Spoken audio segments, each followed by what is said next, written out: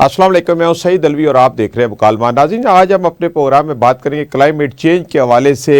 Climate change कोई मुस्तकबिल का ख़तरा नहीं रहा, बल्कि एक मौजूदा बहरान की शक्ल इख्तियार कर गया है। और इस वक्त जो बेवक्त ज़्यादा या कम बारिशें, इसके अलावा शहरी सैलाब, लैंड स्लाइडिंग, नदी नालों में तुग़यानी और फिर PDMA की तरफ से जो किसानों के लिए एहतियाती तदाबीर जो है हदायत जारी कर दी गई हैं, इससे हमें ज़राअत भी हमारी मुतासर हो रही है। ओवरऑल हमारी मईशत इससे मुतासर हो रही है, कौमी सलामती ख़तरे में है, खुराक का मसला बन गया हुआ है।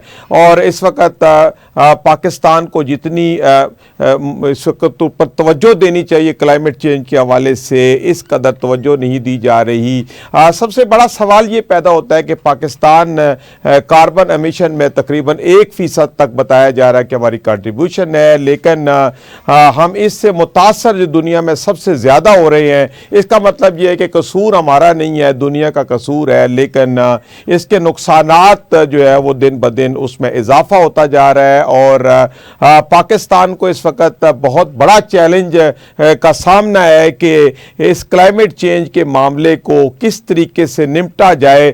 और ये अलमिया इसलिए बन गया है कि मौजूदा हुकूमत और पहली हुकूमतों ने कभी इसको तरजीह ना दी, हालांकि बहुत तरजीह की ज़रूरत है, चूँकि एक बहुत बड़ा कौमी मसला है। इसको एक एनवायरमेंटल इशू समझ के बड़ा नैरो तरीके से इसको डील किया जाता है, लेकिन एक बहुत बड़ा सब्जेक्ट है। तो इसी हवाले से आज हम अपने प्रोग्राम में बात करेंगे कि इस वक्त पाकिस्तान में क्लाइमेट चेंज की असल सूरत हाल है क्या ये जो क्लाउड बर्स्ट होते हैं वाकई होते हैं, नहीं होते, और हम क्लाइमेट चेंज के हवाले से कहाँ खड़े हैं, किस तरह के इक़दामात की ज़रूरत है ताकि हम इस क्लाइमेट चेंज के मामले से जो हमारी ज़राअत, हमारी मईशत, हमारी खुराक, हमारे हर तरह से मुतासर कर रहा है, इसको हम किस तरीके से कंट्रोल कर सकते हैं। चूँकि ये मामला दिन ब दिन बढ़ता चला जा रहा है, तो हम कैसे इक़दामात करें, किस तरह की हुकूमती तवज्जो की ज़रूरत है, किस तरह की पॉलिसियों की ज़रूरत है, क्या इस सिलसिले में हमें कोई बैनुल-अक़वामी इमदाद भी मिल रही है,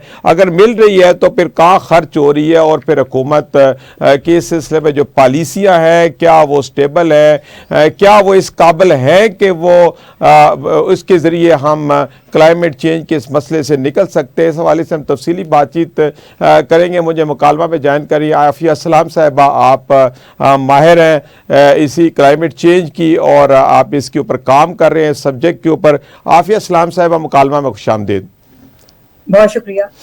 आफिया सलाम साहिबा, सबसे पहले तो हमें ये बताएं कि इस वक्त तक करंटली हम क्लाइमेट चेंज के हवाले से कहाँ खड़े हैं, पाकिस्तान को किन चैलेंजेस का सामना है? जी बहुत शुक्रिया। और आपने अपने इब्तदाइये में ही पूरा वो एक तरह से कहते हैं ना पटारा खोल दिया, और मुझे खुशी ये है कि आपने हर चीज़ का दूसरी चीज़ के साथ लिंक को आपने इस्टेब्लिश किया है, क्योंकि क्लाइमेट चेंज को लोग देखते हैं कि ये एक कोई ख़ास मखसूस शोबा है, ऐसी बात नहीं है। उसका ताल्लुक तकरीबन तमाम ज़िंदगी के शोबों से है। हम कहाँ खड़े हैं? हम सफ़े अव्वल के ममालिक में खड़े हैं, बल्कि सफ़े अव्वल तो छोड़ नंबर 1 हैं, जो आलमी तौर पे एक मुतासरा ममालिक की एक लिस्ट हर साल जारी की जाती है, उस पे हम नंबर 1 है। ठीक है। तो तकरीबन 188 मुल्कों में से हमारा मुतासर होने का जो नंबर है वो पहला है। ठीक है। तो इस चीज को हम जहन में रखने के बाद हम अपने इर्द गिर्द देखें कि उस तनाजुर में क्या इस मौजू पे क्या बातचीत होती है, क्या इसके लिए कोशिशें होती हैं, क्या इसके लिए वसाइल हैं, क्या वो काफ़ी हैं या ना काफ़ी हैं। ये सारी बातें, ये उस चीज़ को हम अपने जहन में पहले बिठा लें एक बुनियाद के तौर पे, वहाँ से आगे फिर ये गुफ्तगू होती है। तो आप क्या समझते हैं कि इस हवाले से जो हुकूमती सतह पे इक़दामात किए जा रहे हैं, चूँकि हमारी पूरी एक वजारत है क्लाइमेट चेंज की, क्या वो राइट डायरेक्शन में है? क्या जो पॉलिसियाँ इख्तियार की जा रही हैं ये कारगर साबित हो सकेंगी? देखिए, ये सवाल उससे पहले एक ये उठाना पड़ता है कि किन चीज़ों के लिए कारगर हो सकेंगी। क्लाइमेट चेंज तो हम नहीं रोक सकते, ये एक आलमी मसला है। ये जो ग्लोबल इमिशन है, जो अखराज है ग्रीन हाउस गैसेस का, उनकी वजह से ये ट्रिगर हो रहा है, और वो हम उसमें हमारा बहुत कम हिस्सा है। ठीक है। अच्छा, और हमारे लिए ये काफी नहीं है कह देना कि हमारा हिस्सा तो जी 1% भी नहीं बनता। बात सही है, लेकिन हमारा हिस्सा बढ़ रहा है। ठीक है। लोग कार्बन के हवाले से बात कर रहे हैं, हम मीथेन को अगर देखें तो उसमें हमारा हिस्सा अच्छा खासा, बल्कि दुनिया के हमारा उन ममालिक में शुमार होता है जहाँ पे मीथेन एमिशन हमारी बढ़ेंगी और बढ़ रही, क्योंकि हम एक ज़राई मुल्क भी हैं और हम एक आपका लाइफ स्टॉक का भी बहुत बड़ा एक मुल्क है। जी बिल्कुल। तो इन तमाम चीजों से उसकी इमिशंस भी होती हैं। ठीक है। अच्छा, इसमें हमें कोई डिफेंसिव होने की जरूरत नहीं है, क्योंकि बहरहाल हमने ये दुनिया को जो आलमी आपके मुआहिदा हुआ था, बहुत पीछे ना भी जाएं हम, अगर सिर्फ पेरिस एग्रीमेंट की बात करें, जिस जी। जो लेटेस्ट मुआहिदा था जिसमें ममालिक ने अपने अपने अहदाफ किए थे, ठीक है। तो हमने कहा था कम से कम 2030 तक तो हमारे एमिशंस में इजाफा होगा। ठीक है। क्योंकि हमारे कुछ तरक्याती अहदाफ हैं, हमें गरीब मुल्क है, हमारे मुल्क के लोगों को कुछ उनका हक है कि वो भी तरक्की में हिस्सा लें, उनका मयार जिंदगी बेहतर हो, और हम उस नहज पे पहुंचने के बाद हम उसको टेपर ऑफ करेंगे। और सारी दुनिया ने अपने नेट जीरो टारगेट्स दिए हैं, किसी ने 2050 के दिए, किसी ने 2060 तक उसको बढ़ाया। ठीक तो है। ये चीज हम ध्यान में रखें कि हम यहाँ हैं। ठीक है। लेकिन क्या ये काफी है क्लाइमेट चेंज? तो क्लाइमेट चेंज को हम नहीं चेंज कर सकते। हाँ, इसके दो चीजें होती हैं जो इसको जो इसके कल्प्रिट हैं, रादर जो इसको ट्रिगर कर रहे हैं ममालिक, ठीक है, इसको खत्म तो वही कर सकते हैं। जी बिल्कुल। लेकिन इसका जो खमियाजा भुगतने वाले ममालिक हैं, जिसमें बिल्कुल। अच्छा, आपने अभी जिक्र किया, आपने अभी जिक्र किया कि हम भी आस्ता आस्ता हमारा भी जो कंट्रीब्यूशन है बढ़ रहा है, इसमें एमिशन बढ़ रही है, कार्बन एमिशन बढ़ रही है, तो ये तो हमारे कंट्रोल में है कि कम से कम हम अपनी जो कंट्रीब्यूशन है इसके अंदर नेगेटिव कंट्रीब्यूशन, इसको तो हम किसी तरीके से कंट्रोल कर सकें।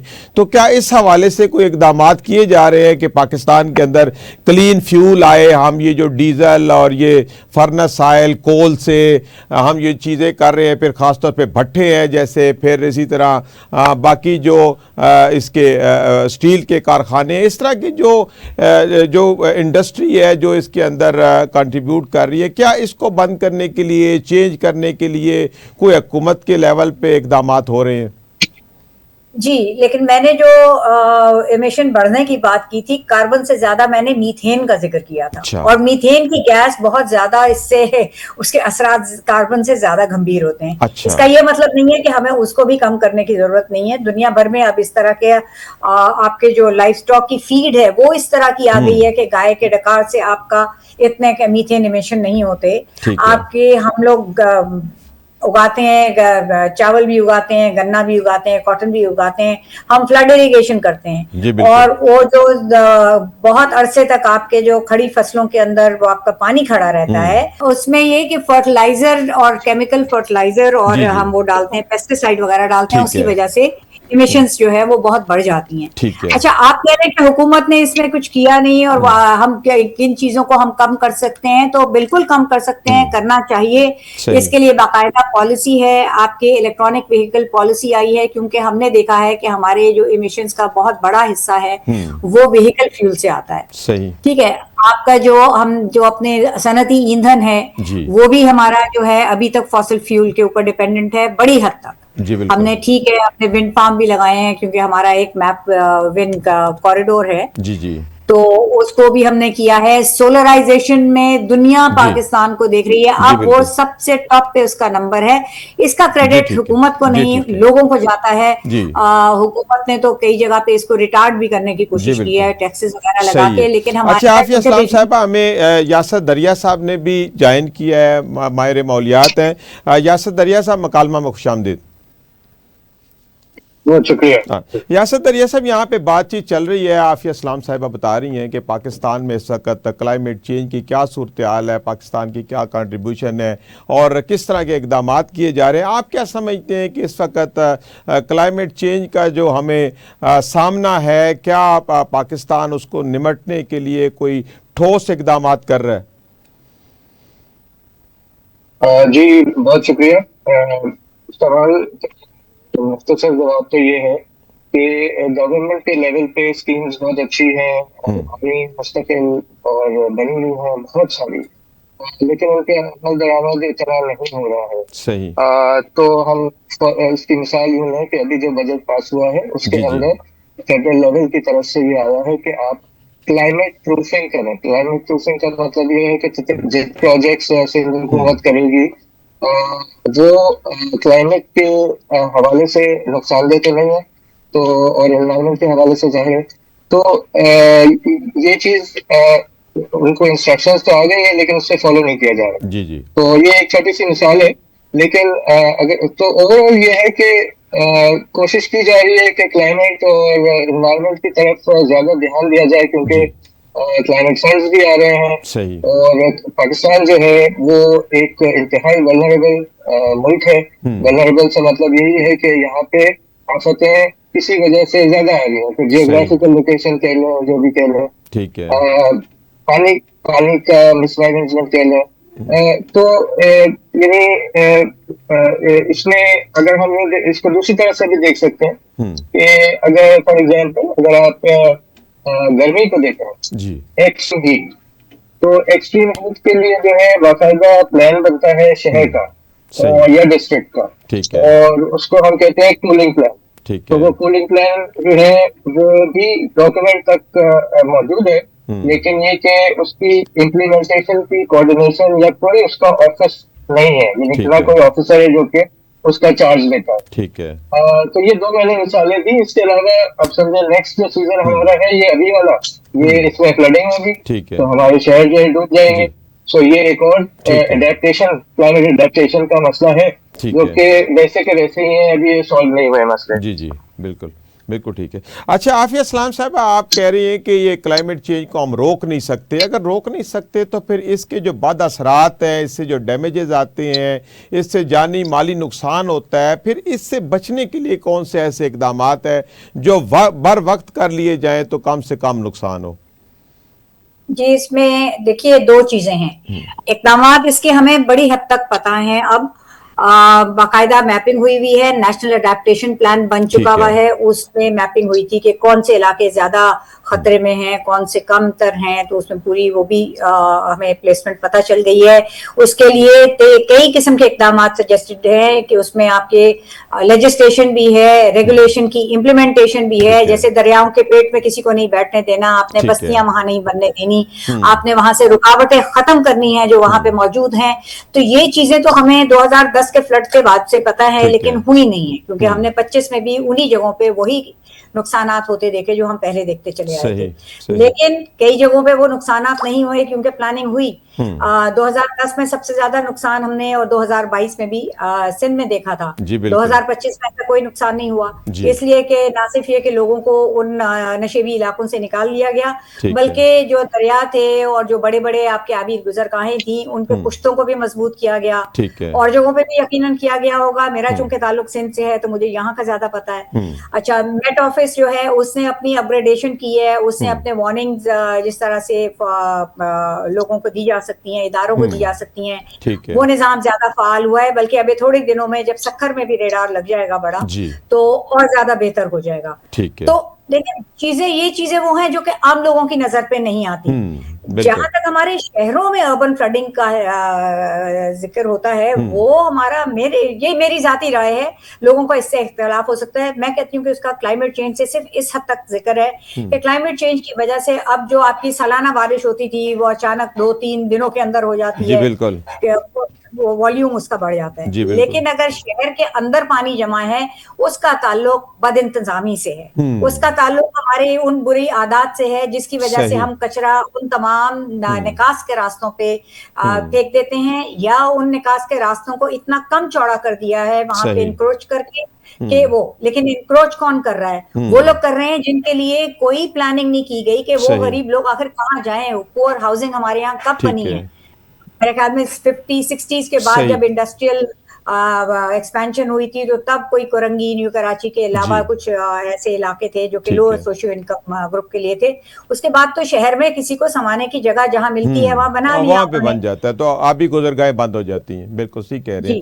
तो उसकी वजह से वो बैकवॉश होता है, आपके चौक हो जाते हैं, वो शहर के अंदर फैल जाते हैं। तो ये हमारा अपने हाथ से की हुई एक सही जो है। है चलें बड़ी बातचीत कहानी का है। सिलसिला आगे बढ़ाते हैं। यासर साहब से पूछते हैं, यासर साहब आप क्या समझते हैं कि जिसका जिक्र मैडम कर रही हैं कि जो कुछ जो क्लाइमेट चेंज के भी मसाइल हैं, कुछ हमने खुद आबी गुजरगाहों को भी बंद किया हुआ है, उनके रास्ते नैरो कर दिए हैं, मुकम्मल बंद कर दिए हैं, और ख़ास तौर पे ये जो अर्बन फ्लडिंग होती है इसके खुद हम जिम्मेदार हैं। तो आप क्या समझते हैं कि इस हवाले से कोई कानून साजी की ज़रूरत है कि जो आबी गुजरगाहें कुदरती तौर पे कायम हैं उनको खोला जाए जो बंद हो चुकी है, और आइंदा जो इस तरह का कानून साजी होनी चाहिए कि जो भी कुदरती आबी रास्ते हैं उनको रोका ना जा सके? जी, बिल्कुल सही फरमाया अच्छे साहिबा ने भी कि आपने भी कि ये आबी गुजरगाहें जो हैं ये कुदरत की बनाई हुई हैं, ये जी बड़े बड़े पहाड़ों से पानी आता है, सही इस मकदार में आता है कि आप इसको रोक नहीं सकते। सही। तो जब आपके शहर का निकासी का निज़ाम, ड्रेनेज का निज़ाम, सीवेज का निज़ाम 50 साल से प्रॉपर अपडेट ना किया गया हो ठीक है। तो वो इतना लोड ले ही नहीं सकता। तो उसके नतीजे में हम देखते हैं कि पानी बजाय इसके कि जो आपने वो पानी की जो जिसको कहते हैं स्ट्रॉन्ग वाटर ड्रेन है, और फिर वो दरिया में जाते हैं और समंदर में जाते हैं, तो ये सारे जो हैं ये ओवरफ्लो करते हैं और फिर सड़कों से और मकानों में से पानी गुजरता है। बिल्कुल। तो ये वो सिचुएशन है कि जब जैसा आपने साहब ने भी कहा कि अब बारिश की शिद्दत में इजाफा होता जा रहा है, तो 100 मिलीमीटर में कराची जो है वो 1-2 दिन के लिए रुक जाता है, वो जी पानी बिल्कुल निकल नहीं पाता है। सही। और तो अब क्लाइमेट चेंज की वजह से हमें एक्सपेक्ट करना चाहिए कि ये 100 जो है 200 भी हो सकता है और सही 300 भी हो सकता है। बिल्कुल और ये याद रहना चाहिए कि 2022 में सिंध और बलूचिस्तान में हजार मिलीमीटर चंद जी दिनों में बारिश हो गई थी। जी बिल्कुल तो हमें डरना चाहिए उस वक्त से। सही। और ये जो निकासी का निजाम है, यानी कि जी इसका पानी बेहतर शहर बना। के अंदर से गुजरेगा कैसे, सही ये एक बड़ी एक समझे कि अलग फील्ड है। सही। और उस पानी को जो है स्पेशली जो बारिश का पानी है वो गटर में नहीं जाना चाहिए, वो मीठा साफ पानी है, वो जमीन के अंदर जाना चाहिए। अंदर जाना तो चाहिए। पानी का रुख आप ऐसे कर देते हैं, पानी का रुख ऐसे कर देते हैं आप कि वो ओपन मैदानों में चला जाए, वो पार्कों में चला जाए और फिर जेर जमीन चला जाए आपकी सही एक्वेफर में, जो जी हमारा शहर के नीचे जो पूरा सही टैंक है जी बिल्कुल ठीक उसमें है। सबका भला हो जाता है। सही जी बिल्कुल ठीक है जी बिल्कुल ठीक है। अच्छा आफिया इस्लाम साहब, ये क्लाउड ब्रस्ट क्या चीज़ है? क्या पाकिस्तान में क्लाउड ब्रस्ट आते हैं? पिछली दफ़ा हमने देखा मीडिया रिपोर्ट्स में कि काफ़ी इलाकों में क्लाउड ब्रस्ट हुए, बहुत ज़्यादा पानी बहुत कम वक्त में आया और काफ़ी ज़्यादा शहरी आबादी को नुकसान हुआ है। तो ये क्या होते हैं, क्यों आते हैं क्लाउड ब्रस्ट? देखिए, ये जो आप कह रहे हैं कि हमने पिछले बरस देखा कि बहुत सी जगहों पे क्लाउड बर्स्ट हुए, वो सिर्फ मीडिया पे हुए, अच्छा कुदरत में कहीं नहीं किए। आप अगर खुद उठा के एक मीडिया मॉनिटरिंग रिपोर्ट उसकी मुरतब करें तो आप देखेंगे कि ये अल्फाज इस्तेमाल किए हैं सियासतदानों ने, जो प्रोग्रामों पे आए, इसी तबाही के तनाजुर में सियासतदानों को लिया जाता है, और आम लोगों ने। किसी एक पेट्रोलॉजिस्ट ने, किसी एक क्लाइमेटोलॉजिस्ट ने ये लफ्ज इस्तेमाल नहीं किया। ये एक कुदरती फिनोमिनन है। हमारे जो पहाड़ी इलाके हैं वहां पे ये मुमकिन है। हमने तो शहरी इलाकों में हैदराबाद के बारे में भी कह दिया था कि वहां पे भी क्लाउड बर्स्ट हुआ है, ये मुमकिन नहीं है। इसके लिए खास वक्त में 100 मिलीमीटर बारिश 1 घंटे के अंदर अंदर, हमारे यहाँ 100 से ज्यादा मिलीमीटर भी बारिश हुई है 4 घंटे में, 6 घंटे में, सारे दिन में भी हुई है, जो कि बहुत ज्यादा बारिश है उस इलाके के लिए, जिसकी वजह से वो बहुत तोगयानी हुई। क्योंकि आपके जब वो पहाड़ी इलाकों में बारिश इतनी ज्यादा होती है तो तोगयानी लाजमी है। वो आपका कुदरती निजाम जो कशिश सकल है, ग्रेविटी है, उसके जरिए, वो ग्रेडियंट के जरिए बहुत तेजी से नीचे आता है।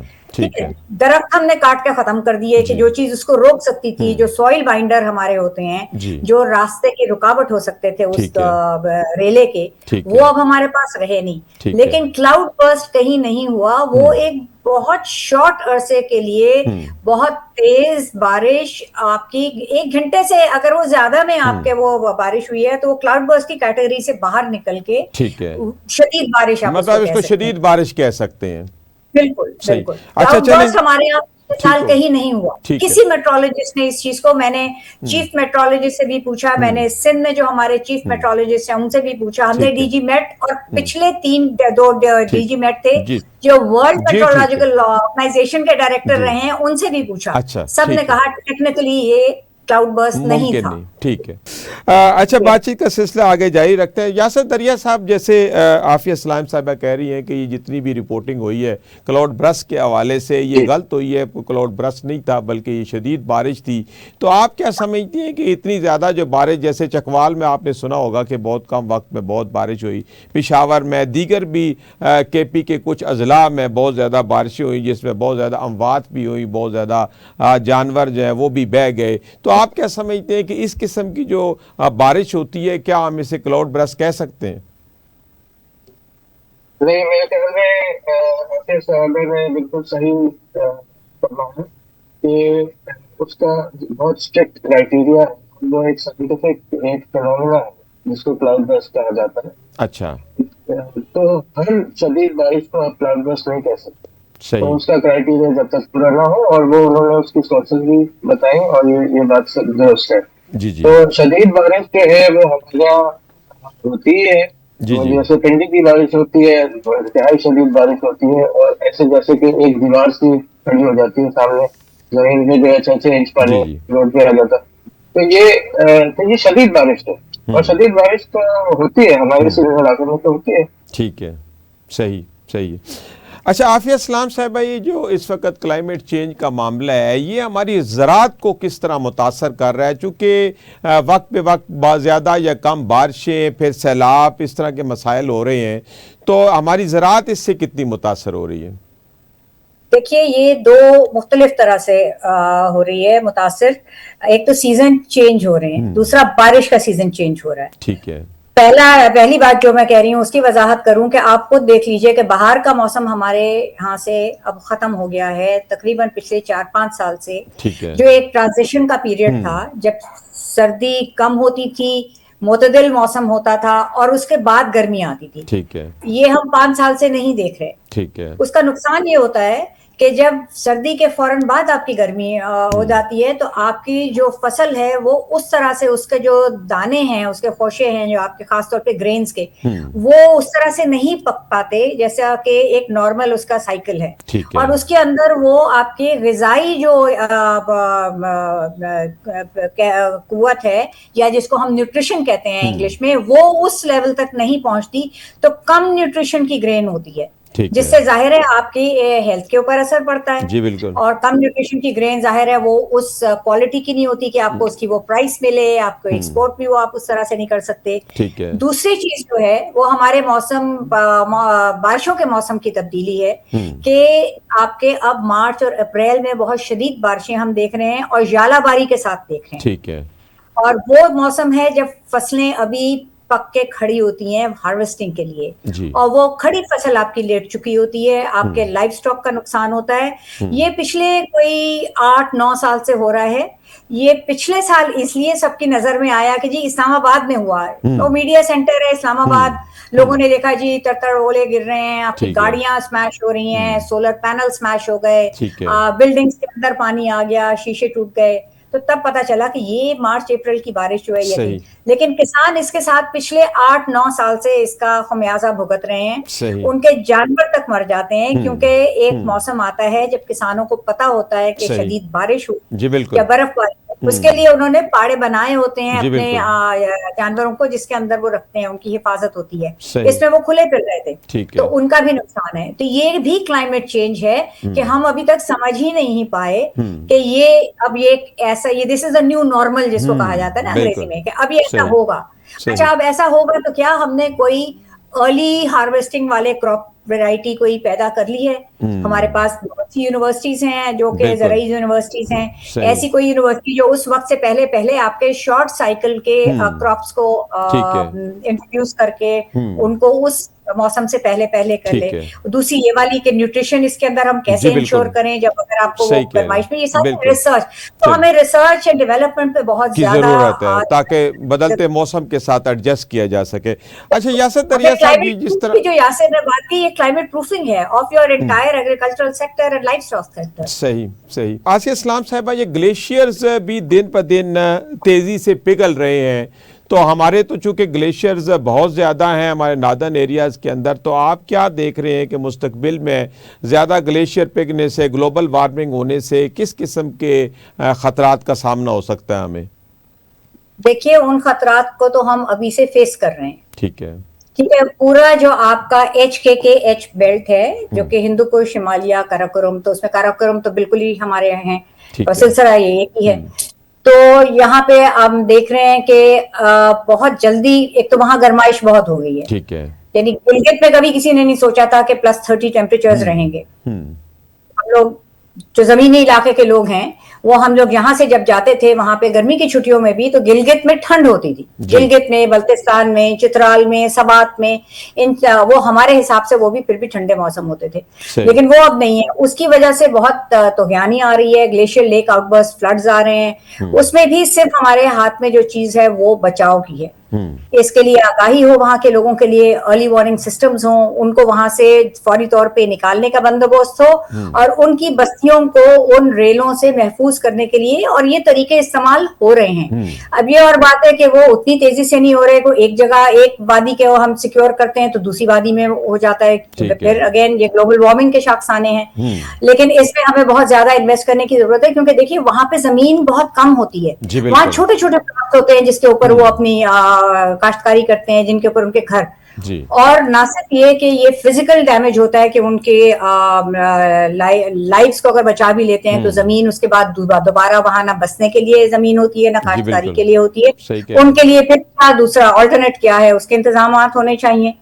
तो ये सारी चीजें हमारी जो है ना, इसका जो आप कहते हैं ना कि फंडिंग और ये सब, ये लोगों को नजर ना आने वाली चीजें हैं कि आप जब इन्वेस्ट करते हैं कैपेसिटी बिल्डिंग में का, आप क्या उन लोगों की उनकी आगाही में, लोगों की ट्रेनिंग में, आप उस तरह से सिक्योर करने के लिए, तो वो चीजें नजर से ओझल होती हैं, लेकिन ये आपके इन्वेस्टमेंट बहुत सारी उसमें भी जाती है। अर्ली वार्निंग के लिए जो रेडार लगते हैं वो आम लोगों को नजर नहीं आते। तो ये और बात है कि जिस तरह से हमारी क्लाइमेट प्रूफिंग के लिए फंडिंग की हमें जरूरत है, वो नहीं मिलती, ना मिलने की उम्मीद है, क्योंकि दुनिया भर में उस तरह का एक फंडिंग क्रंच है, और हम लॉस एंड डैमेज के ऊपर उम्मीद लगा के बैठे हैं, लेकिन वहां पे तीसरा साल है अब, अभी भी उसमें फंड में वो पैसे नहीं है, और जो मुल्कों की लिस्ट बनी है उसमें हमसे ज्यादा जो लीस्ट डेवलप ममालिक हैं, यानी वो या आइलैंड नेशंस हैं, उनको प्रायोरिटी मिलेगी। अच्छा। हमें नहीं मिलेगी। तो हमें ये जहन में रखना है, और हमने ये अपना जो हमने नेशनली डिटरमाइंड कंट्रीब्यूशन सबमिट की हैं, जो थर्ड उसकी आइटरेशन, उसमें कहा है कि हम कोई 30-35% अपने वसाइल के साथ हम अपने बचाव के लिए कर सकते हैं। उसके अलावा हमें जरूरत है टेक्नोलॉजी ट्रांसफर की जरूरत है, और दूसरी तरह की फंडिंग की जरूरत है, लेकिन फंडिंग किस तरह की? ग्रांट्स की, लोन की।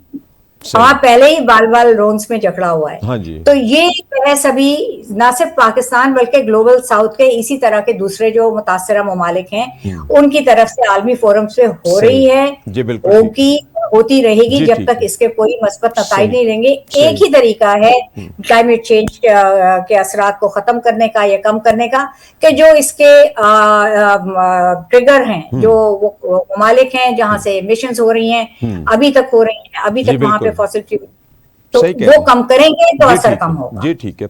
अच्छा यासर दरिया साहब, जिस तरफ इशारा किया है आफिया इस्लाम साहिबा ने कि हमारे पास वो फंड्स नहीं है, आलमी तवज्जो भी हमारी तरफ नहीं है, चूँकि हमारी तो कंट्रीब्यूशन बहुत कम है इस एनवायरनमेंट चेंज में, क्लाइमेट चेंज में, तो हम किस तरह के कोई इकदामात कर सकते हैं कि आलमी तवज्जो हासिल कर सके, और हमें कोई टेक्नोलॉजी ट्रांसफ़र हो, हमें कोई फंड मिले, ताकि हम जो आने वाले क्लाइमेट के चैलेंजेस हैं उनसे निपटना हमारे लिए आसान हो जाए? जी, मैं माजी का ये कह सकता हूँ कि मिसाल के तौर पे GCF फंड जो है, जो कि UN का फंड है, उसमें से हमारे पास जो मुख्तलिफ प्रोजेक्ट्स जो इस पे चले हैं, उनमें से एक प्रोजेक्ट जो था ग्लोफ 2 के नाम से, ये गिलगित बल्तिस्तान ही का था, अर्ली वार्निंग सिस्टम। इसके अलावा वर्ल्ड बैंक का अलग प्रोजेक्ट था। ठीक है। ये सारे पैसे तो आए भी हैं और जाया किए गए हैं। ये गाड़ियों पे जाया किए गए हैं, प्रोजेक्ट वालों ने जाया किए हैं। अच्छा। तो ऐसा भी हुआ है। अच्छा, ये कहने के बावजूद मैं समझता हूं कि अभी जो पाकिस्तान की नई सिचुएशन इंटरनेशनली बन रही है जी। उसमें पाकिस्तान को की तरफ अटेंशन भी है, लेकिन हमारी जो हुकूमत है उसको अब उससे फायदा उठाना है ताकि मुल्क के लोग भी उससे फायदा उठा सकें। तो इस बजट में हमने देखा है कि डेवलपमेंट बजट भी बिल्कुल कम रह गया है, हेल्थ एजुकेशन भी, और क्लाइमेट का भी जो है वो बिल्कुल काट दिया गया है, और खास चंद एक प्रोजेक्ट हाईलाइट करने के लिए रख लिए गए हैं। तो ये डोमेस्टिक साइड जो है हमारी अपने मुल्क के अंदर के हालात, और इस तरफ जो हमें इंटरनेशनली जो पजीराई हो रही है और इंटरनेशनली जो अटेंशन मिल रही है, उससे हमें ये फायदा उठाना चाहिए कि अपने हालात बेहतर करने चाहिए। सही सही सही। अच्छा आफिया इस्लाम साहब, बिल्कुल बात तो ठीक है कि जो हमें इस वक्त पजीराई मिल रही है, हम बिल्कुल लाइमलाइट में हैं, इस वक्त हम कोई फ़ायदा उठा सकते हैं। तो क्या आपको हुक्मरान इस वक्त इस मूड में लगते हैं कि एक बहुत बड़ा चैलेंज है क्लाइमेट चेंज का, इसको एड्रेस किया जाएगा, कि ये इसी तरह ही हमने ये भी मौका ज़ाया कर देने? देखिए, मैं दूसरों के बिहाफ पे तो बात नहीं कर सकती कि हुक्मरान क्या करेंगे और क्या करना चाहे। मैं ये जरूर कह सकती हूँ कि ये बात तो है कि अब हमारे पास इस वक्त जो एक लेवरेज हमें हासिल हुआ है, लेकिन वो हमें किन ममालिक में लेवरेज हासिल हुआ है? ये उस मुल्क से हुआ है जो कि ड्रिल बेबी ड्रिल कह के मजीद वो फॉसिल फ्यूल निकालने के मूड में है। उनका तो एजेंडा ही सिर्फ ये है कि जिससे क्लाइमेट चेंज के एमिशन बढ़ेंगे, और उसका फॉल आउट तो हम पे है और मजीद बढ़ेगा। तो वो लेवरेज हम किस तरह से उसको न्यूट्रलाइज करें, ये तो उनके लोग कर सकते हैं। उनके लोग अगर समझें कि ये काम जो है ना सिर्फ हमारे लिए नुकसानदेह है बल्कि सारी दुनिया को तबाह करने के दर पे लगे हुए हैं हमारे मुल्क वाले, तो शायद वो कुछ करें। अच्छा, हम इसमें अपने इस अगर वेस्ट की तरफ देखें और नॉर्थ की तरफ देखें तो चाइना ने हमारी पहले भी हेल्प की है, अभी भी हेल्प करते हैं टेक्नोलॉजी के हवाले से। ठीक है। तो उन्होंने अपने यहाँ जो उनके बिल्कुल शहर नाकाबिल, मतलब वहां पे कोई रह नहीं सकता था उनकी पोल्यूशन की वजह से, उन्होंने उनको क्लीन अप किया है बड़ी हद तक। अपने उन्होंने वो जो मसाइल थे जिसकी वजह से चाइना को मोस्ट पोल्यूटेड कंट्री कहा जाता था, और वो बहरहाल अभी भी one of the largest emitter है, ऐसी बात नहीं है कि, लेकिन वो बड़ी तेजी से उन नए सॉल्यूशंस को अपना रहे हैं। उससे लेवरेज किया जा सकता है। अलबत्ता जो ग्लोबल फंडिंग अपॉर्चुनिटीज हैं वहां से भी हमें मिला है। जीसीएफ का जो सबसे बड़ा प्रोजेक्ट है और ये दुनिया के बड़े प्रोजेक्ट्स में से है, वो है रिचार्ज पाकिस्तान। सही। जो कि पाकिस्तान को मिला है, वो मुझे तो नंबर्स याद नहीं रहते हैं कि कितने मिलियन की ग्रांट है। कोई भी जानना चाहे तो वो WWF की वेबसाइट पे या वैसी GCF की वेबसाइट पे जाके देख ले, तो उनको पता चल जाएगा कि वो रिचार्ज पाकिस्तान, ये जो हम हर चीज बड़े टेक्नोलॉजी से हमारी मुराद होती है कि जी ब्रिक एंड मोटर और सीमेंट, जो कि सारी चीजें इमिट करती हैं फ्यूम्स, उससे हट के वो जो यासिर ने अभी बात की थी कि आप जेरे जमीन अपने आबी वसाइल को बढ़ाएं, अपने आबी जखायर को बढ़ाएं, उसके लिए वो पाकिस्तान दुनिया का एक सबसे बड़ा प्रोजेक्ट हमें मिला है। और उस पर काम शुरू हुआ है, उतनी तेजी से नहीं शुरू हुआ या इसके आने में बहुत टाइम लगा है, लेकिन अब आ गया है। तो हम उम्मीद करते हैं कि ये कंटिन्यूस ट्रेजेक्टरी पे चलेगा ताकि इसका हमें वाकई फायदा हो, हमारे लोगों को फायदा हो। दूसरा, पाकिस्तान ने जो फायदा उठाया वो कार्बन मार्केट से उठाया कि हमने मैंग्रोव्स को, दुनिया का सबसे बड़ा एरिड एरिया मैंग्रोव का